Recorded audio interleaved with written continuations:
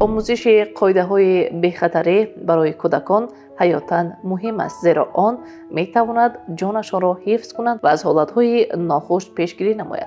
کودکان 7-11 ساله الکی به بیرون مستقلانه می‌بروند، به مکتب می‌روند یا در کوچه بازی می‌کنند. بنابراین باید قاعده‌های راه و امنیتی خانگی را دانند. در کشورهای غربی حتی در برنامه مکتبی درس‌های مخصوصی بی‌خطری هستند که در آنجا قاعده‌های حرکت در راه با بازی نقش‌ها تعلیم داده می شود یا پلیس به مکتب آمده فهمانیده می دهد.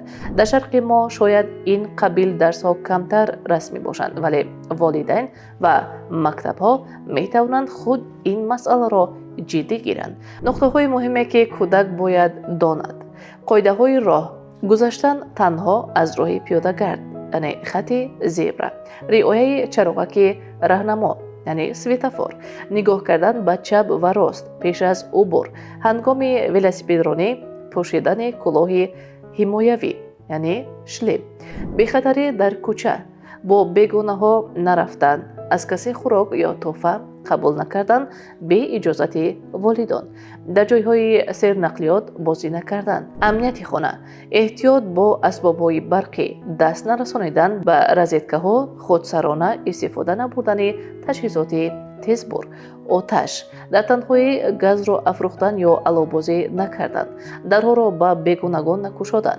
والدین باید این قاعده ها را بارها به فرزند فهماند و حتی در بازی تمرین کنند. مثلا با کودک نقش بازی کنید. شما ماشین یا پیاده‌گرد بینید که چگونه باید راه را گذشت یا قاعده سری خطر یاد دهید. اگر در خانه تنها ماند و کسی در را گفت، تنها پس از شناختن آواز نزدیکان گشاید. با این گونه آموزش‌ها که دائم تکرار می‌شوند، کودک حفظ امنیت خود را عادت می‌کند و در حالت‌های خطرناک هرچه درست‌تر عمل می‌کند.